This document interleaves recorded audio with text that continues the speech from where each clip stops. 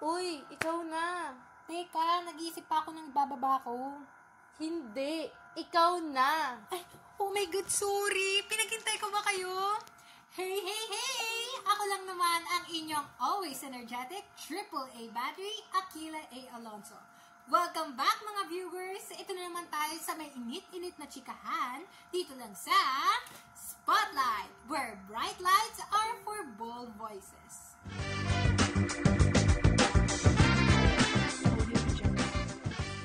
Para sa episode na ito, ang topic natin ay medyo seryoso, pero very relevant.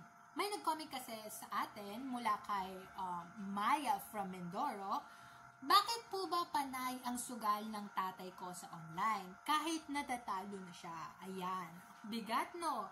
Pero importante itong pag-usapan kasi ngayon, usong-uso na talaga ang online gambling.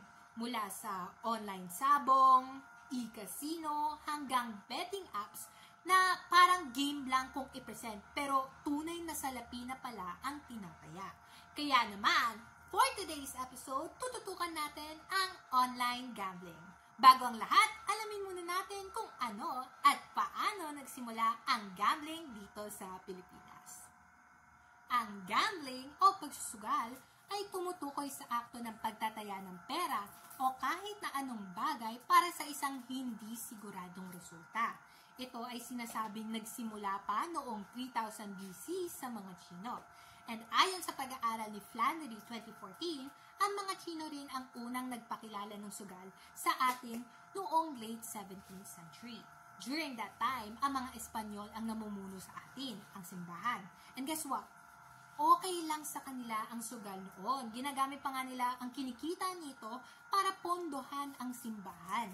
Pero, nang dumami ang mga Chinese participants, na-threaten ang kontrol ng mga Espanyol.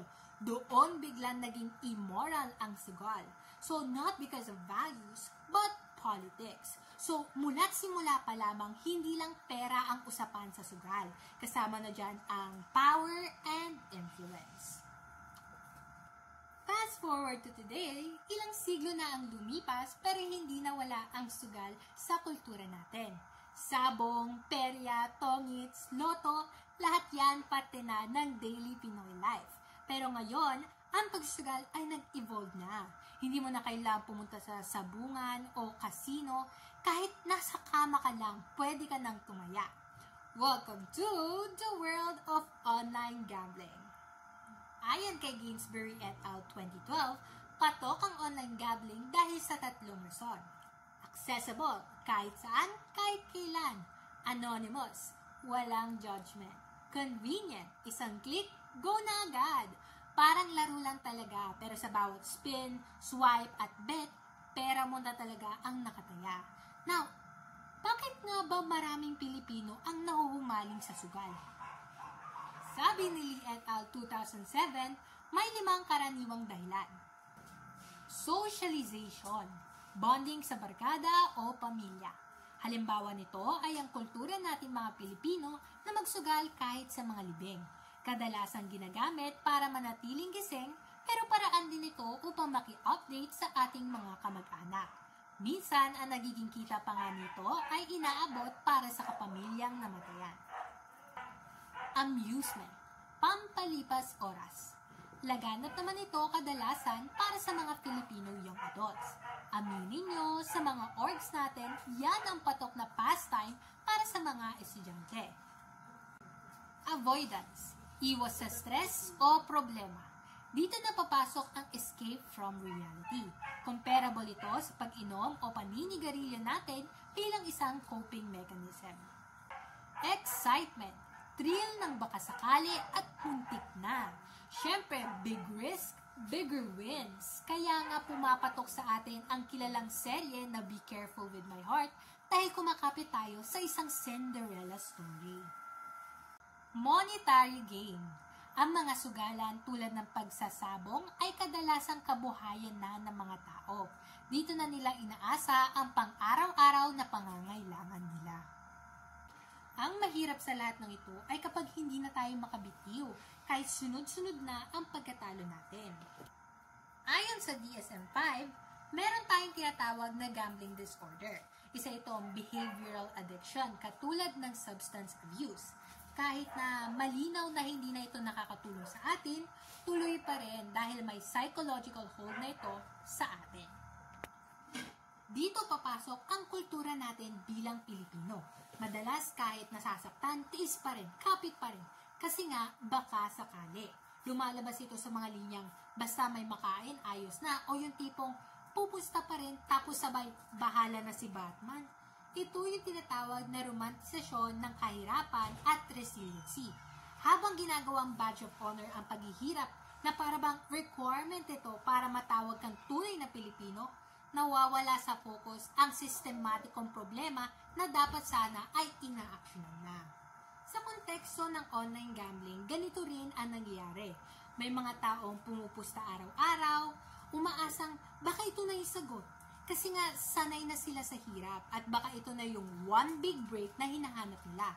Pero ang tanong, kailan pa naging normal ang pag-asa sa sugal para mabuhay? At kailan pa naging tama na tiisin ang paulit-ulit na pagkatalo dahil resilient naman tayo, bayani ang pagtitiis? Hindi natin sinisisi ang mga taong naghahanap ng paraan. Pero kailangan i-call out ang sistemang nagtutulak sa kanila na mamuhay sa posibilidad, hindi sa katiyakan. Dahil hindi tayo dapat manatili sa mindset ng tiis-tiis. Kung ganon, ano ang pwede natin gawin? Well, una, awareness. Kailangan maintindihan na ang sugal, pwede yan maging isang sakit. Pangalawa, support system. Kung may kakilala kang nalululong, talk to them. Hindi sermon, kundi tunay na concern. At pangatlo, professional help. May mga support groups tayo, may counselors at government programs na pwedeng lapitan. Kaya kung nararamdaman mong hindi na ito laro-laro lang, don't ignore it. Face it. Ngayon, Maya, balikan natin ang iyong tanong.